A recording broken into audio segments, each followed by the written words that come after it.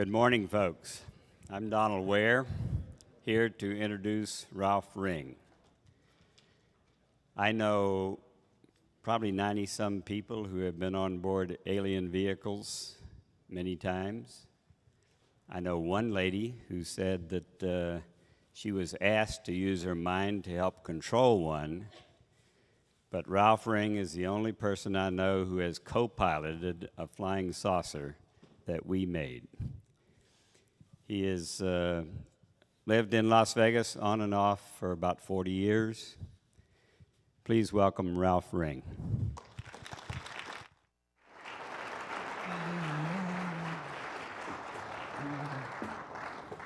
Thank you. You're welcome. Good morning, everybody.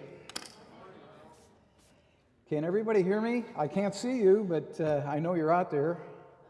And I want to be able to thank you all for coming, and I want to thank the Source for all of us being here together.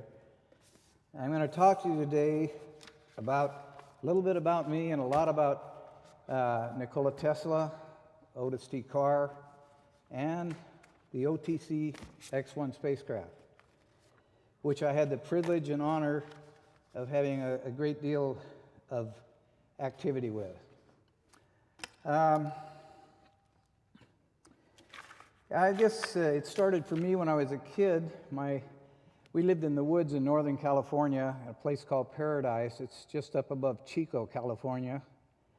And we used to walk to school 7 miles round trip every day, my sister and I. And during that time, I learned a lot about natural law, about how things are, how things work. My strongest experience was with an anthill that we ran into. I wanted to pester it with a stick to see what they do. And before I got done, half of my body was stinging all the way home. I realized you don't mess with Mother Nature unless you know what you're doing. And from then on, when we passed the anthill, I had a great deal of respect for them and their home and everything else. And I knew that would have to carry on through my life and everything that I did. So I learned a lot. I went on later to school. I was in science. I really like science, but I like the natural science. And I remember one time I was on the second floor of the high school in Santa Cruz, California, where we were living at the time. And the science teacher, it was physics, and he was saying that aerodynamically a bumblebee can't fly. That was the topic. And I was listening to him, and at that moment on the second floor of the classroom, I was looking out the window, and there was a big black bumblebee with yellow stripes around staring at me in the window. And I said, which one of you guys... I couldn't figure it out. So I made a choice and decided to go learn more from nature than I was learning in school. And so I kind of graduated back out into the woods, and I met a good friend of mine. In fact, his brother and I worked with Otis Carr in the Apple Valley when we developed the spaceships. His name was Arthur Aho, and he wrote a book. I don't know if it's still in print or not, but it was called Tomorrow's Energy Need Not Be Fuel. Tomorrow's Energy Need Not Be Fuel. And one of the chapters in there was on bumblebees. And so I became acquainted with him, and we got into the mechanics of what bumblebees do. And it was quite simple. Aerodynamically speaking, and giving credit to my science teacher, they don't fly. But they do levitate. And how they levitate is quite simple. They have next to their larynx a little hollow cavity, just a little shaft. And they start beating their wings, and they start changing their frequency of their environment. And when they get to the frequency of their surrounding. And as an analogy, I'll use the Earth's frequency of 8.5 cycles per second. When they reach that frequency and resonate in that cavity, that beating of the wings, they reach what's called 0 point. They are no longer captivated by the surrounding gravity. They are then capable of going wherever they want to go. They have their own little bubble of gravity around them that they can do anything with. So that intrigued me, and of course fascinated me quite a bit. And then I later learned about hummingbirds, and hummingbirds do similarly the same thing, and there's some lizards that do the same thing. So I had always been interested in magnetics, and I went on and went into the military. I went into in '48, I went into the Army in Fort Ord, California. They eventually shipped us out to Guam. I kept putting in for engineering school, and they said, no, infantry, and they kept kicking me back to the infantry. So while we were on Guam, Korea broke out, and we were in the middle of the night, rushed out, and we made the Wonchon landing in North Korea. And that was quite an experience of what we can do to each other, the harm, the killing, the maiming. It was an incredible experience for me, and I became an objector to killing, and I admit I fired my guns, but I think they all went in the air because I didn't want to shoot anybody, and it bothered me. Well, anyway, make a long story short, I got out of the service, and I was in the 3rd Division, 7th Regimental Combat Team, which their whole function was heavy weapons. They had machine guns and mortars, 4.2 mortars, and big heavy artillery, 1.5 heavy artillery. So when I got out of the service, I was wondering, what am I going to do? I couldn't go to engineering school like I wanted to, and I didn't have the money then to go back. But while I was on Guam, I had learned to, in my leisure time, to go down to the beaches, and I started snorkeling and skin diving. And it was wonderful. It was a whole new world that opened up to me. I realized there was everything I didn't know about life, and I wanted to learn more. And it was all natural, so I was in my element. So when I got out, I started a skin diving business, scuba diving business in San Francisco, California. And at that time, there was a large company, Podesta Divers, that did deep sea diving work, but they couldn't handle the little stuff. So I merged with them a little while, and then I went off on my own, and I got into research and development. I got into recovery, repair. I worked for insurance companies on different claims underwater that they need to have proof of. And then I went to Northern California on mining expeditions. We used suction dredges to dredge the bottom of creeks for gold. And we did pretty good. We had a lot of fun doing that. Well, anyway, I'd been wounded in Korea. I got wounded 4 times, and I had frostbite. Both my feet were frozen, my hands. And that was kind of I never really got over that. I still had limps and bad circulation in my feet well, I still do. But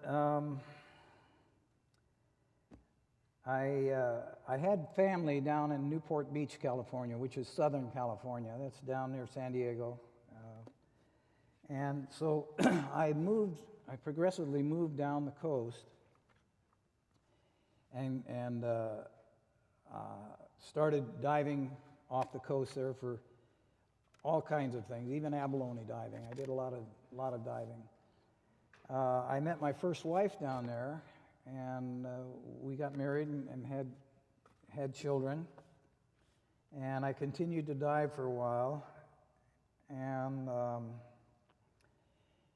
the type of diving I was doing interested some people one day on an adjacent boat, and they came over and asked me what I was interested in diving, and I told them that I was a research diver, that I liked to learn and develop techniques.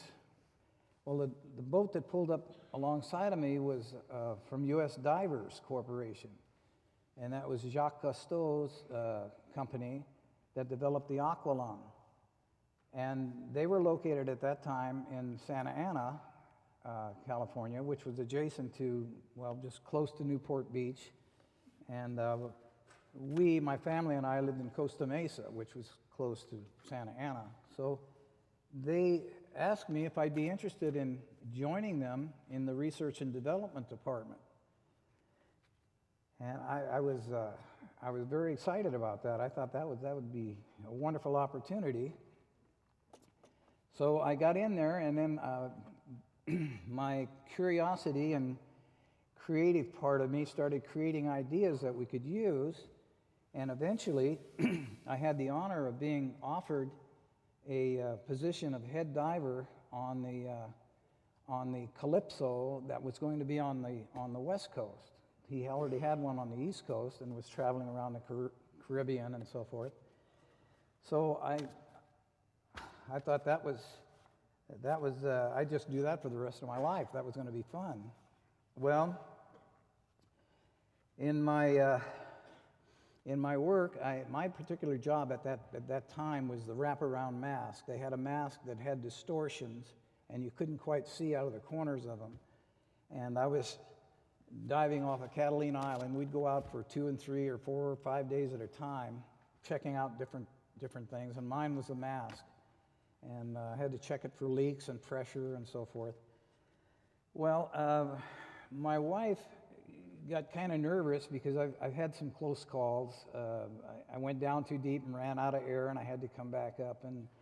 And there was a few things with the elements that I ran into that kind of scared her, and we stayed out a little too long to suit her and my kids. So she said, "No, we need you more domesticated. We need you the kids need you. You've got a family here." And she had a valid point, but I didn't know what to say. That's all I'd ever learned. Well, she picked up a newspaper one day, and it was an advertisement. It was an ad for a research and development technician, a lab tech, at a place called Advanced Kinetics, and that was located in Costa Mesa, California. And she said, "They're looking for a lab tech." And I told her, I don't have any experience. I don't have those credentials.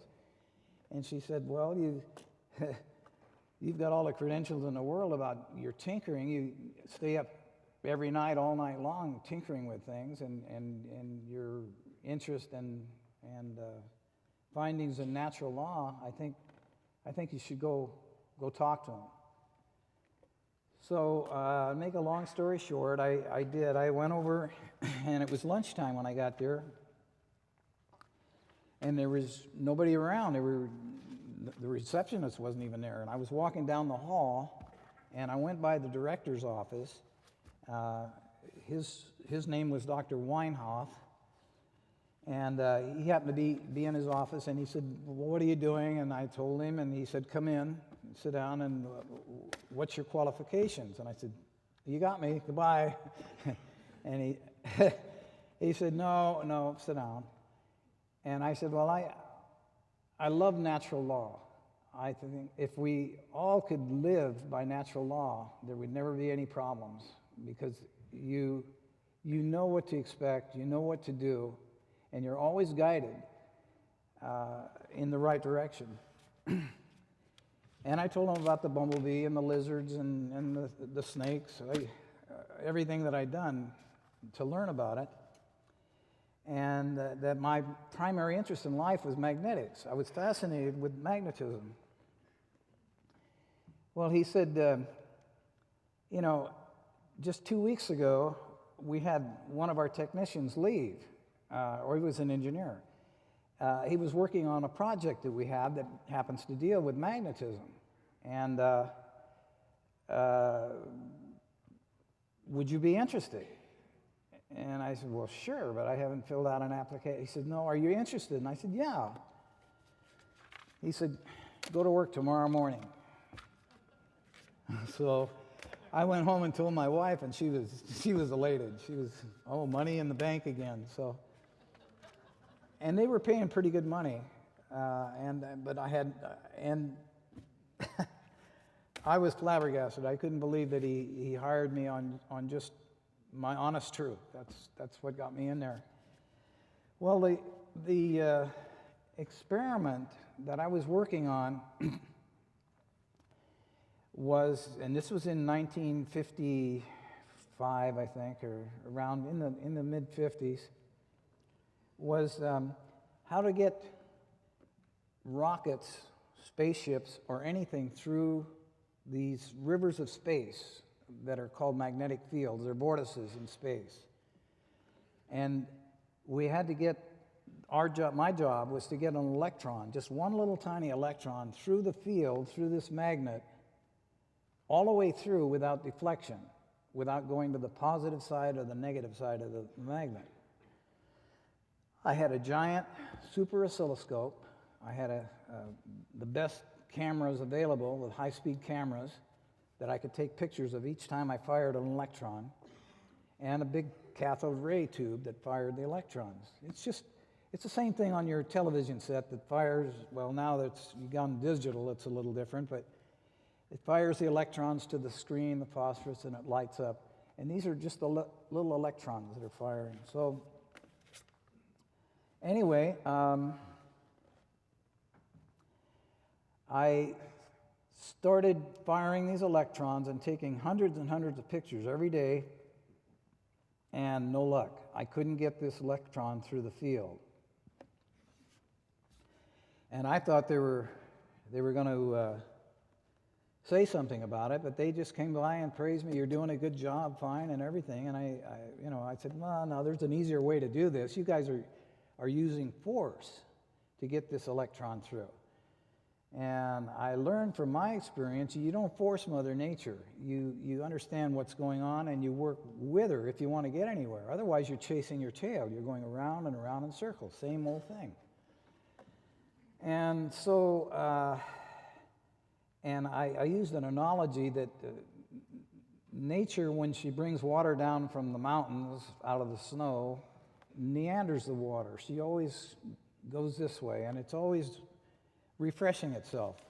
Nitrogen, oxygen, it's pure water. Just every two or 3 feet, you've got pure water. But then I looked at some of the viaducts that humans that we have made that go from Northern California all the way down to Southern California, and they're in straight lines.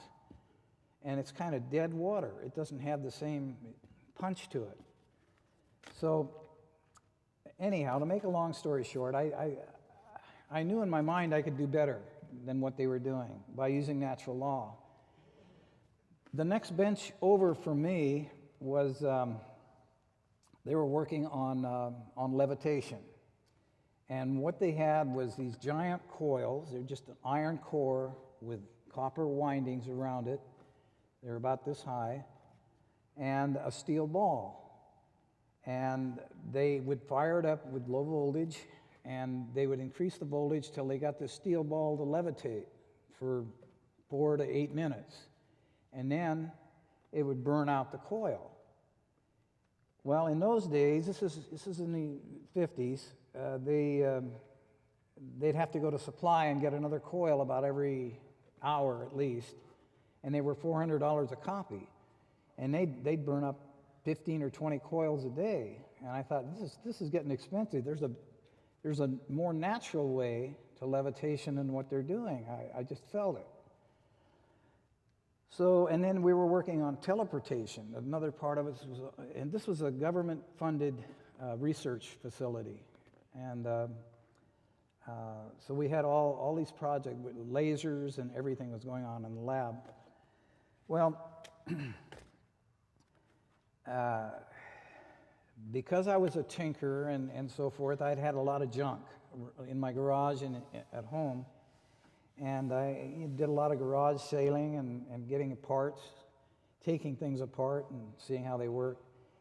I went home and in one night, well, actually, it might have been 2 nights, I put together the experiment that I was working on in the lab. I took a television apart, I got the cathode ray tube out, the little gun that fires electrons, and I built magnets, positive and negative side of the magnets, universal. And then I mounted a little camera. I had my own little Polaroid camera. And I knew from watching the water come down the hill that if you spiral something, you'll have results. But if you try to force it, you're going to jam up, just like pouring water out of a bottle. If you spin the bottle, that water will come out a lot faster than if you just wait for it to clug, clug, clug, and gasp for air. So anyway, I pulsed the signal. I set the audio amplifier and everything up, and I just pulsed the signal. And the first electron that I fired through that field went all the way through without deflection. It went completely through the field. So I tried it at least 20, 30 more times, and no problem. Not once did it ever go to the negative or positive side.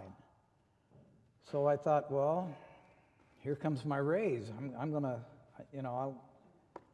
I'll get something out of this. This is simple. There's nothing to it. With $50 worth of stuff, I've done the same thing that they're trying to do. So I then looked at their levitation device that they were using, the coil and so forth, and knew I could do better.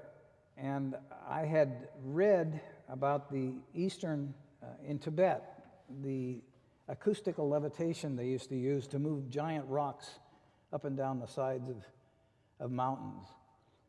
And so I knew that sound and magnetics are really one and the same. They're just different frequencies away. It's the same with light, the same with color. Everything is in frequencies. Everything is everything without exception. Because it's all one. It's all one thing, and it's dissected as you use it. So I took a 15-inch woofer speaker and laid it on the carpet on my living room floor.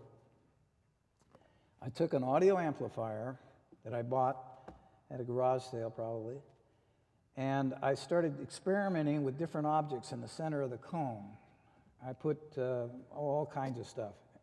And I eventually wound up with a ping pong ball.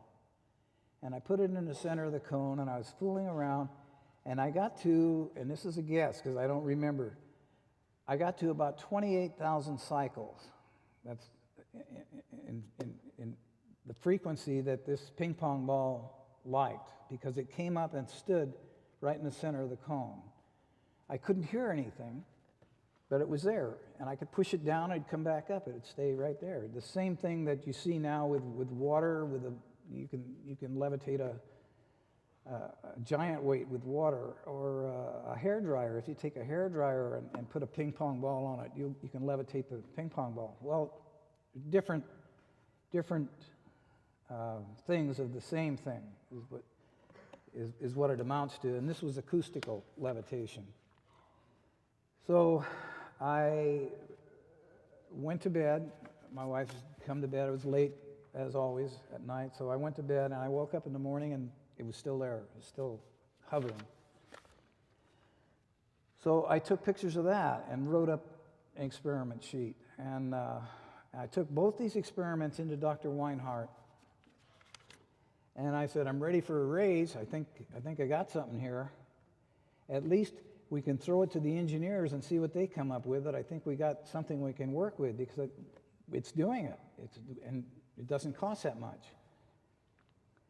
Well, he told me to come in and sit down, close the door, and he halted the calls, and he said, yeah, he said, you know, Ralph, I didn't think you'd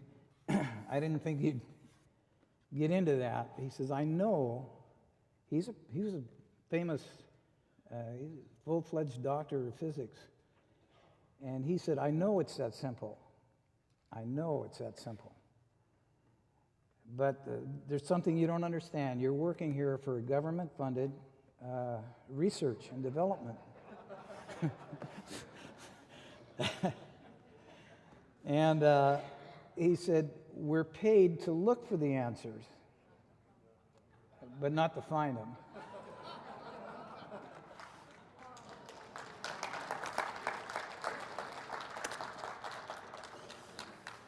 So my world fell apart. I didn't know what to do. Because my background, my education and everything were limited, so I didn't know what the heck to do. But I thought I was, going to go somewhere with this. Well, he said, I'm really sorry, but I'm going to have to shred this. I'm going to have to ask you not to talk about it and go back to work. Go back.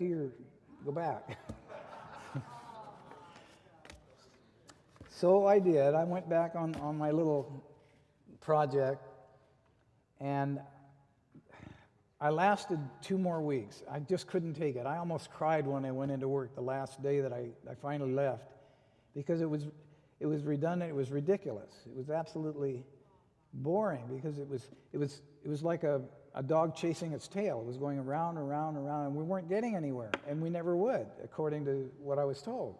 They didn't want that, So I didn't know what to do, and I went home and told my wife. She wasn't happy about the fact that I wasn't working there anymore. But in the interim, I had met a few people that I started talking to about what had happened to me. And they said, why don't you come over? We've got a gang of people over here, a group of people. There's about 15 or 20 of us that meet every week. And the name of the group was called Understanding. That was it, an Understanding. And it was created eventually by a guy by the name of Daniel Fry in California, for the sole purpose of people getting together and kind of brainstorming, trying to put the pieces of the puzzle together so that we could understand what the heck's going on with ourselves and with our environment. And so I went over there and I started talking about everything I'd learned from nature, which is, you could build a garden that will take care of itself. It would feed and water itself when necessary. You could go away on trips. It would completely take care of itself and ripen everything for you by the time you got back. And I had 100 different ideas that they liked. And in turn, I got 100 different ideas from them. And everybody there had an open mind, if you will. They loved life as it is, and not like we tried to make it. So they said, "Well, you're interested in magnetics," and I had a mission that since childhood I always envisioned us having floating homes, if you will. Homes that we could go anywhere in the world, around the globe that we live in. This itself is a giant spaceship, if you will, the Earth. And I knew that we could build homes that we could live in with everything self-contained, with the gardens, with everything you needed on board, that we could go anywhere. You could go to China for Chinese dinner. We could go to Russia for stroganoff. And so I told him about this, and he said, wait a minute, you're talking about a guy that we know of that's in trouble right now, and his name is Otis Carr, and he's in Norman, Oklahoma, demonstrating what you're trying to get it across to people, that the simplicity of a spaceship, of spacecraft, using magnetics. So they said, we're going to bring both of you guys together because you came out of the same pod. So they did. They asked Mr. Carr and his entourage. He had about 6 or 7 other people with him. He left Oklahoma because the experiments that he was working on, there was an accident with mercury that spilled, and he was getting some bad rap or some bad publicity because he was getting too close to the truth of how simple this was. And at that time, the powers that be didn't really want it to go any further than that. So they were giving him a hard time.